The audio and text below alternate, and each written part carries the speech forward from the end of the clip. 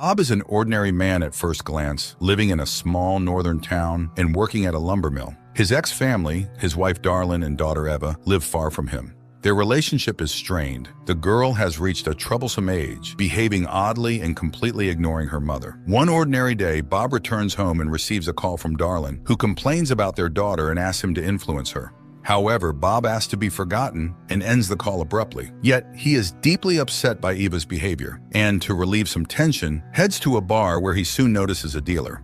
Later, they meet on the street. The young man tells him that his boss, Nelson, is in need of couriers. He remembers Bob from his NHL days, especially a famous fight Bob would rather forget. The man cuts off the young man's enthusiasms and buys some goods, dismayed by the rising prices. At work, Bob goes to inspect one of the malfunctioning blocks of the crusher. He climbs up to the machine and stares inside as if he wants to step into the blades. His grim thoughts are interrupted by a coworker's voice, and Bob abandons the frightening idea. Later, Bob tells his boss he needs a few days off, packs his things, and goes on a trip. However, on the night road, he suddenly feels very ill. Racked with pain, he loses control, and his pickup veers off the road. Barely recovering, Bob calls Nelson and then reaches a roadside cafe where he immediately heads to the bathroom, startling patrons with his bloodied face. Overcoming pain, Bob washes the blood off his hands, which are already bandaged, and then examines his side. It becomes clear that a piece of his skin has become invisible, making his internal organs clearly visible. Bob bandages himself with towels and returns to the dining area, where Nelson soon arrives. The dealer agrees to tow and fix his pickup, in exchange for which Bob will have to serve as his courier, especially since he is heading in the needed direction.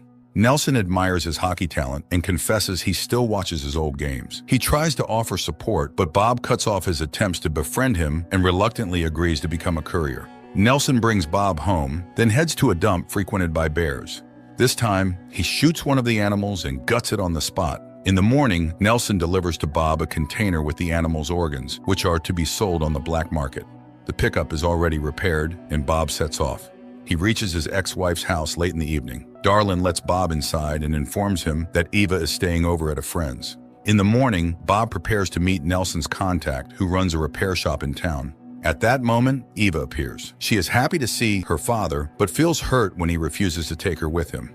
Bob drives to the shop, where the owner's employees greet him with a search, but the owner recognizes the former hockey player. He warns that working with Nelson is dangerous and advises thinking about the future.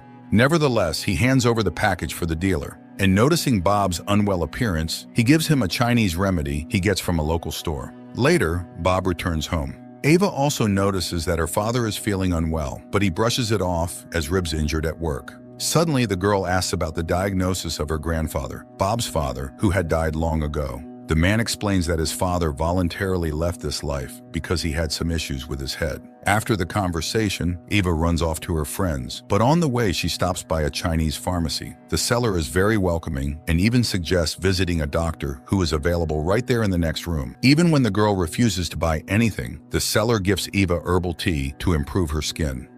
Later, Eva meets up with her friends, who suggest going on a tour of an abandoned psychiatric hospital. Although Eva's friend doesn't want to go, Eva insists on visiting more than anyone else. They wander around the creepy rooms, scaring each other with possible ghost encounters. Eva confesses that her grandfather was once a patient there, whom she never knew as he died before she was born. She hopes to find old documents and learn his diagnosis.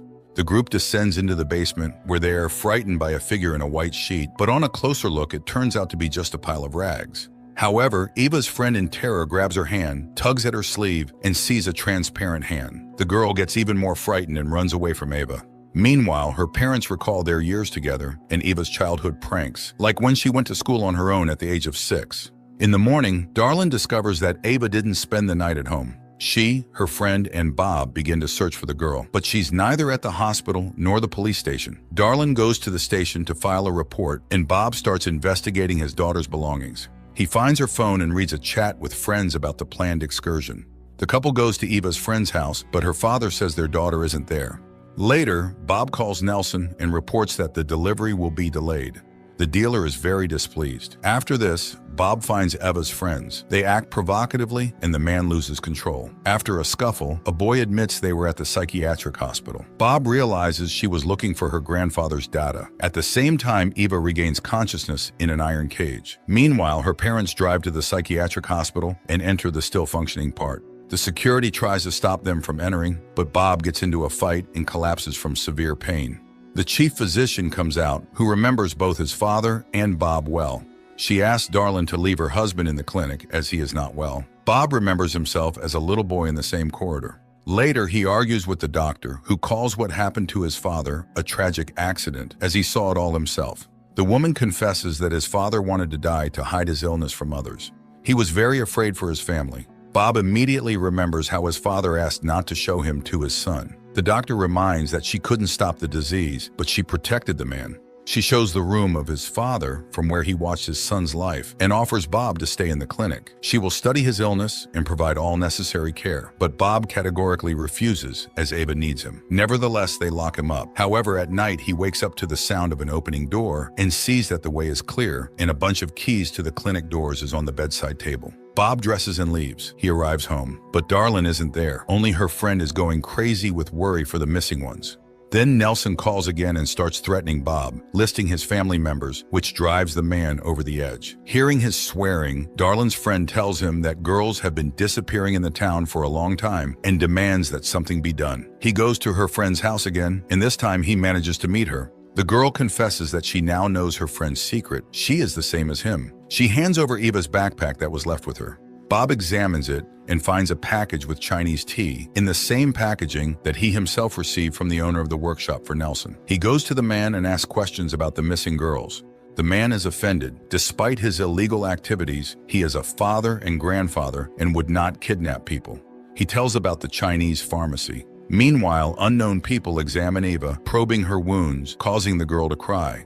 Bob finds the pharmacy and tells the seller about his missing daughter. The woman is scared, but afraid to tell the truth. Then Bob notices Eva's bicycle in the back of the shop. He removes his hood.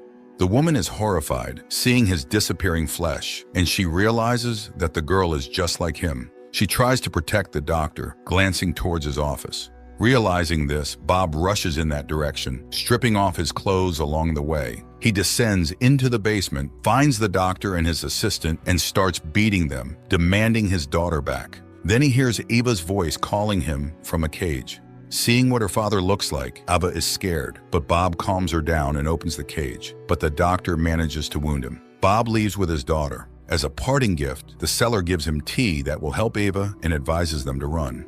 Father and daughter arrive home. Darlin immediately begins to provide help. It turns out she knew the father's secret and knows what to do. She couldn't confess to her daughter because she was afraid for her. In the morning, Bob regains consciousness and tells his daughter that he had to leave because of the illness. Eva confesses that she quit sports when she started having the same issues. She thought she was alone in this, but it turns out that her father and grandfather also suffered from invisibility.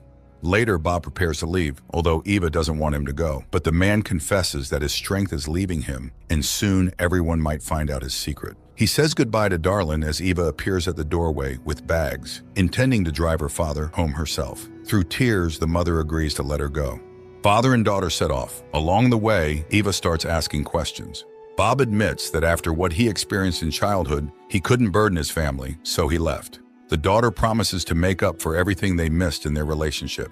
Soon they arrive at the place where Nelson's new courier is waiting. Bob needs to meet him, but he notices that his face is also beginning to disappear. Eva covers the void with foundation, and the father goes to the meeting. He delivers the package passed by his boss and returns to the car. Soon they reach Bob's home, and the father hands over the tea he got from the Chinese lady to Eva. She brews it and cares for her weakened father. He assures her that she can live here peacefully. People in the north don't meddle in each other's affairs. Meanwhile, Nelson opens the package and finds that he has been deceived. Eva goes shopping, and the dealer notices her. Later, the girl tries to calm her father, who has become almost invisible. And after a while, he suddenly says that it's time for him to go, because later he simply will not be able to accomplish what he planned. He is ready to disappear at the sawmill, which he had already tried to do. Despite her objections, Bob drives to the factory, but standing over the crusher, he suddenly stops. At this time, an armed Nelson bursts into his house. He threatens the girl with a shotgun, demanding to know where Bob is. Even though Eva says that he sold the house to her, the man realizes it's not true since Bob's belongings are still there. He accuses Bob of dishonesty and decides to take it out on his daughter. Suddenly, something throws him away from Eva. The girl realizes that her father, who has become completely invisible, has returned and is using this to beat the villain. Bob demands that he leave his family alone, but misjudging his strength, kills the dealer. He confesses that he could not leave his daughter a second time, and now he will always be with her. Later, they dump Nelson's body at the dump, where a bear finds it. Eva buys herself tinted glasses, sits in the empty car, and talks to her father, who advises her to drink her magic tea as it helps. And he confesses that back then, when she was 6, he secretly followed her to school. Also, his father had told him that he did not want his son to see him like that. And he always thought his father meant death. But then, who pulled him out of the psychiatric hospital? Eva immediately remembers the white figure from the basement, smiles, and suggests talking to her grandfather. The seatbelt buckles the void, and father and daughter set off.